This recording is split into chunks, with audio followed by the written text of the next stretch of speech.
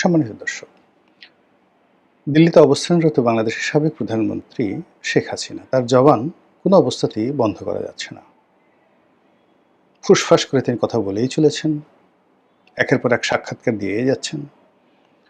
সেটা নিজের বক্তব্যের মাধ্যমে হোক, লিখিত বক্তব্যের মাধ্যমে হোক, কখনো কখনো টেলিগ্রামে, কখনো কখনো সেই সামাজিক যে মাধ্যমগুলো রয়েছে সেখানে, আবার রয়টার্স, ওয়াশিংটন পোস্ট থেকে শুরু করে ইকোনমিক্স, মানে যত সে হিন্দুস্তান টাইমস, পাকিস্তানের ডন, ইন্ডিয়ান এক্সপ্রেস, যত বিখ্যাত পত্রিকা রয়েছে দুনিয়ার, এই জাপান, জার্মানি, অস্ট্রেলিয়া, সমস্ত পত্রপত্রিকাগুলোতে কোথা থেকে তিনি সেই সমস্ত লবিস্ট টবিস্ট ম্যানেজ করে, সেটা তিনি করে না ভারত সরকার করে আল্লাহই জানে, একটার পর একটা বোমা ফাটিয়ে যাচ্ছেন গত 2 বছর ধরে। আওয়ামী লীগ বাংলাদেশে আমরা খুঁজে পাচ্ছি না। পথে ঘাটে কোথাও আমি আওয়ামী লীগকে দেখি না। মাঝে মধ্যে দু একজন সালাম দেয়, কানে কানে এসে বলে যে ভাই অমুক জায়গার অমুক ছাত্রলীগ বা আওয়ামী লীগের অমুক কমিটিতে ছিলাম, কিন্তু ঠিক ওইভাবে জনারণ্যে বুক ফুলিয়ে সিনা উঁচিয়ে বাংলাদেশে কোথাও কোনো ওইভাবে বাস্তব আওয়ামী লীগ দেখা যাচ্ছে না। কিন্তু শেখ হাসিনার যে টোন, তার বক্তব্য, তার কৌশল, হোয়াট এভার মেবি, তার সেটা জারি জুরি বাহাদুরি, এটা কেবলমাত্র তার জবান, যেটাকে আমরা বাংলায় বলতে পারি সুপা, সরস্বী করে সুপা একারে পা, সুপা। এই সুপার জোরে বাংলাদেশের যে আমরা ৫৫,৫৯৮ বর্গ মাইল এলাকার মাটি, বাতাস, বাতাস যেটাকে বলা ইথার, তারপরে এখানে যত নদ নদী সমুদ্র পাহাড় আছে, সব জায়গাতেই শেখ হাসিনার সেই জবান মোবারক থেকে, সুপা মোবারক থেকে যা বেরোচ্ছে, ওইগুলো নিয়ে টিয়া পাখি গান রচনা করছে, ময়না পাখি নাচতেছে, ওইগুলো নিয়ে বাঘ হুঙ্কার দিচ্ছে, বাঘিনীর সাথে প্রেম করছে, ওইগুলো নিয়ে বানর তার বাদরামে শুরু করেছে শেখ হাসিনার বক্তব্য নিয়ে। তার বক্তব্য নিয়ে পাখি গানের সাথে সাথে নদীর ঢেউ ওইভাবে তৈরি হচ্ছে। পদ্মায় নদী ভাঙন শুরু হয় তার বক্তব্য দিয়ে, আবার কোনো কোনো জায়গাতে নদীতে চর পড়ে যায়। তার ভাষণের দাপটে পদ্মাতে ইলিশ বিলীন হয়ে সব ভারতে চলে যাচ্ছে। এখন ইলিশ পাওয়া যাচ্ছে না, ৩,০০০, ৩,৫০০ টাকা করে কেজি ইলিশের দাম। কোথায় গেল সেই কেজি? সব দোষ শেখ হাসিনার এই বক্তব্য দেওয়ার ফলে। এবং এই যে শেখ হাসিনার চোপা তার বক্তব্য, এটি আমাদের যারা শাসক দল, তাদেরকে এতটা বিরক্ত করছে যে তারা কেউ আসলে ঘুমাতে পারছেন না। সবার ঘুম হারাম হয়ে গেছে, সবার মেজাজ গরম হয়ে গেছে, সকলের শরীরে অ্যালার্জি উঠে গেছে। এবং ডক্টর মোহাম্মদ ইউনূস বিশ্বাস করেন, যদি শেখ হাসিনার জবানটা বন্ধ করতে পারতেন, তাকে আপনি গুলি মেরেও ক্ষমতা থেকে ছড়াতে পারতেন না। সে যে নির্বাচন দিয়ে চলে গেল, তারেক রহমান সাহেবের কাছে ক্ষমতা দিয়ে চলে গেল, 99% যে বাহাদুরি বা এর 99% যে ক্রেডিট, এটি মূলত শেখ হাসিনার জবান, শেখ হাসিনার চোপা, তার বক্তব্য, তার ট্রল। সে যেভাবে ওখানে প্রতিটা মুহূর্তে সেই ডক্টর মোহাম্মদ ইউনূসকে ভয় দেখাচ্ছিল, যেভাবে আতঙ্ক ছড়াচ্ছিল, যেভাবে টুস করে ঢুকে পড়ার কথা বলছিল, ওই অবস্থা আসলে শুনে কোনো জনই মানুষ আসলে যমুনাতে ঘুমানো যায় না। এখন অ্যাটলিস্ট ডক্টর মোহাম্মদ ইউনূস ঘুমাতে পারছেন, দেখেন তার চেহারাও ভালো হয়ে গেছে। কিন্তু যতদিন তিনি প্রধানমন্ত্রী ছিলেন বা প্রধান উপদেষ্টা ছিলেন, তার চেহারা কিন্তু নষ্ট হয়ে গিয়েছিল। এবং তিনি অনেকটা অসহায় হয়ে বারবার নরেন্দ্র মোদীকে পার্সোনালি রিকোয়েস্ট করেছেন, আচ্ছা ওনার সুপারটা একটু বন্ধ করা যায় না, তার মুখটা একটু বন্ধ করা যায় না। এই ভারত সেটা করে নাই। ভারত তো মানে কি বলবো, আমরা যেটাকে বলি ফাজিল, দুষ্ট, আমরা যেটাকে বলি, যাকে বলা হয় হয়তো দুষ্ট আর ফাজিল, এটাই ভালো। তো যখনই দেখলো যে বাংলাদেশের লোকজন শেখ হাসিনার মানে বক্তব্যে তারা অস্থির অনুভব করছে, এবং তাদের মানে ভারত সীমান্তে কামান জড়ো করেছে খবর আসলো, তারপর সীমান্তে তারা হাজার হাজার সৈন্য সমাবেশ করেছে, এই খবরও তো আমরা বাংলাদেশে শুনেছি। অজিত দোভাল তাদের নিরাপত্তা উপদেষ্টা ঘন ঘন কলকাতা আসছে, তারপর তারা যে কোনো সময় এয়ার স্ট্রাইক করবে, সার্জিক্যাল অপারেশন চলবে। ভারতের সেই ময়ূক রঞ্জন সাংবাদিক লাফিয়ে লাফিয়ে যত কথা বললো, আমরা বাঙালি ঘোড়ার ডিম কিচ্ছু ভয় পাই নাই, কিন্তু আমরা ভয় পেয়েছি শেখ হাসিনার কথাবার্তা। এবং সেই কথাবার্তার কারণে কি হলো, ডক্টর মোহাম্মদ ইউনূসের মতো একজন বিশ্ববরেণ্য মানুষ, এত সফল মানুষ, প্রতিদিন এই শেখ হাসিনার বক্তব্য সামহাও তিনি শুনতেন, ফলে তার হজম ভালো হতো না, বদ হজম হয়ে যেত। 88 বছর বয়স, এ বসে এমনি ওই যে আব্দুল করিমের যে বিখ্যাত গান, আগের মতো খেতে পাই না, খাবার খাইলে হজম হয় না, আগের মতো খাওয়া যায় না, খাবার খাইলে হজম হয় না, আগের বাহাদুরি গেল কই। এই বয়সে মেশিনপত্র জিনিসপত্র সব এলোমেলো হয়ে যায়। তারপরে যদি আবার ভয় থাকে তাহলে একেবারেই হজম হয় না, মুখ থেকে গন্ধ আসে, বগল থেকে গন্ধ আসে, পেটের মধ্যে গুড় গুড় গুড় গুড় করে শব্দ হয়, আর কোষ্ঠকাঠিন্য দেখা দেয়। আর কোষ্ঠকাঠিন্য যখন দেখা দেয় তখন ওই যে পেটের মধ্যে যে গুড়গুড়ানি, সেগুলো যখন মানে ফার্ট হয়ে পাদ হয়ে বের হয়, ও মাই গড, কোনো মানুষ সেখানে টিকতে পারে না।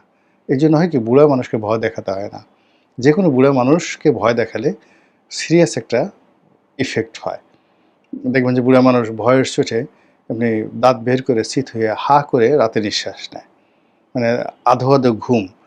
আমাদের গ্রামের কয়েকজন বুড়া মানুষকে আমি দেখেছি, তাদের ওই মরার আগে আগে বিভৎস হয়ে গেল চেহারা, হা করে ঘুমাতো, দাঁতগুলো বের হয়ে থাকতো, কি যে একটা বিভৎস। এই জন্য আমি আসলে সবসময় করি কি, বুড়া মানুষকে কখনো ভয় দেখাই না, তাদেরকে সান্ত্বনা দিতে হয়।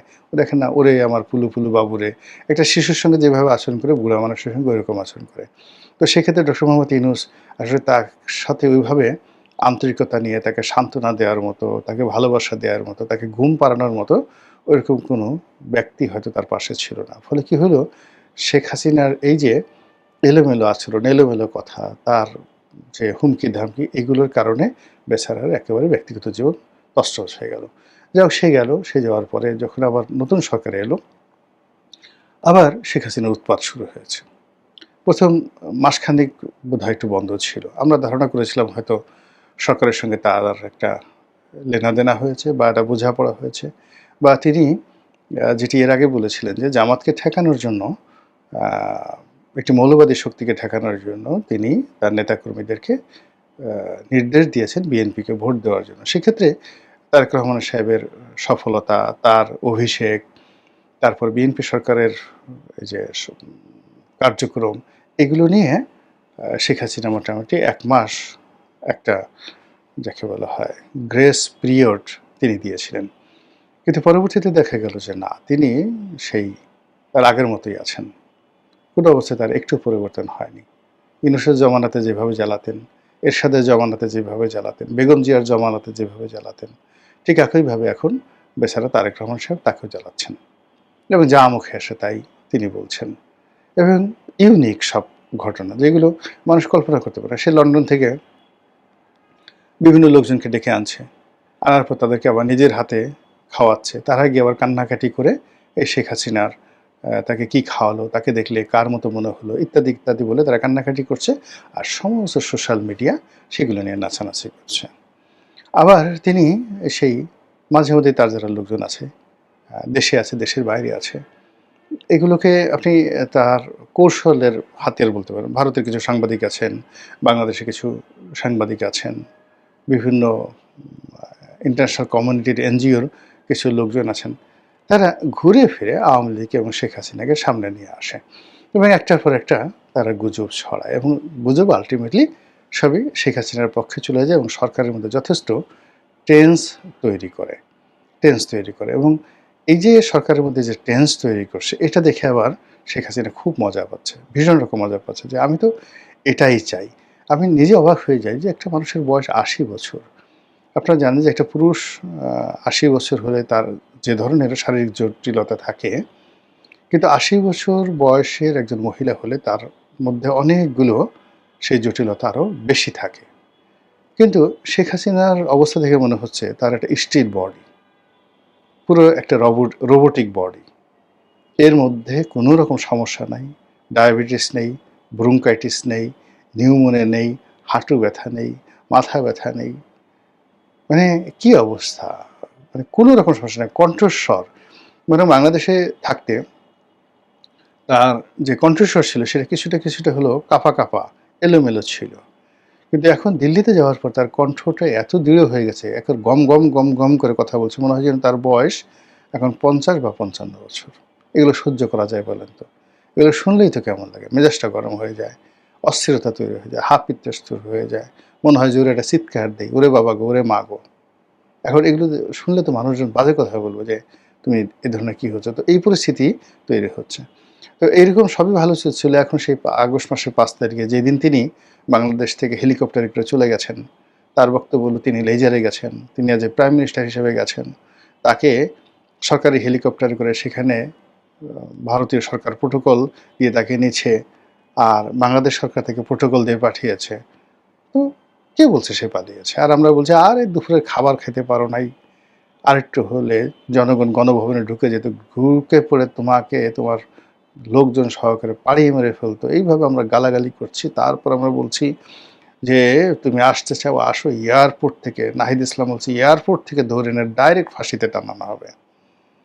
তিনি অবশ্য বলেন না যে এয়ারপোর্টে, তো বলতে পারতেন যে আমরা আসলে শেখ হাসিনার জন্য এয়ারপোর্টে একটা ফাঁসির মঞ্চ তৈরি করবো। তিনি বরং বলছেন যে ওখান থেকে তাকে গ্রেপ্তার করে এনে আমরা তাকে সরাসরি ফাঁসির মঞ্চে নিয়ে যাব। এখন ফাঁসির মঞ্চটা যে কোথায় হবে, এটা কি গুলিস্তানে হবে, জিরো পয়েন্টে হবে, বঙ্গভবনে হবে, যমুনার সামনে হবে, নাকি কারাগারের মধ্যে হবে, এটা অবশ্যই নাহিদ ইসলাম বলেননি। ওদিকে সরকারের একজন উপদেষ্টা, তথ্য উপদেষ্টা রয়েছেন, তিনিই বলেছেন যে আমরা তাকে বেঁধে আনতে চাই।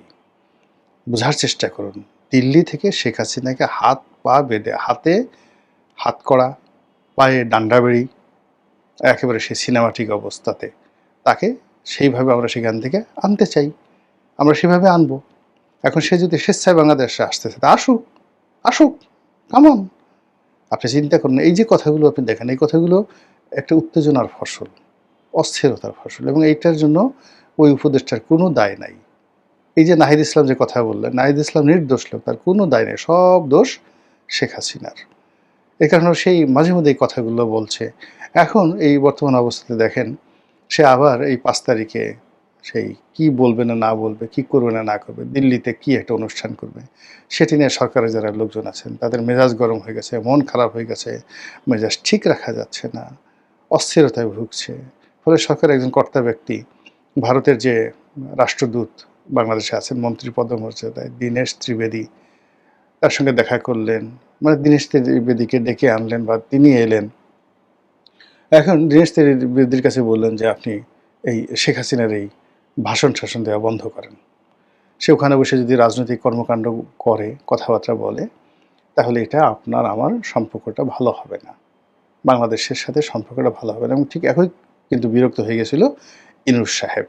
এখন ভারত তো এই যে বলে যে হ্যাঁ হ্যাঁ, মনে মনে উপরে বলে হ্যাঁ দাদা আপনি যেটা বলেছেন ঠিকই, আমরা কোনো কাজ করতে তাকে দেবো না, দেবো না, দেবো না, তখন ওরা বলে দেবো না, তাকে আটকে রাখবো এবং খাবার দাবারও কমায় দেবো, এবং আপনাদের ইচ্ছা অনুযায়ী সব কিছু হবে, চিন্তা করবেন না।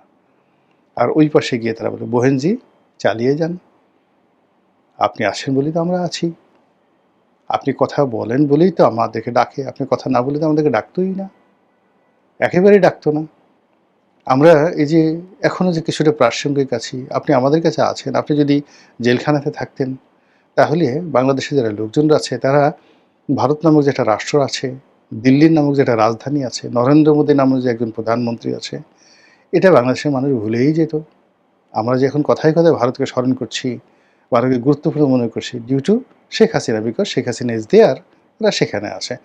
এই জন্য ওখানকার দাদারা বলে যে আমরা ওখানে যা বলি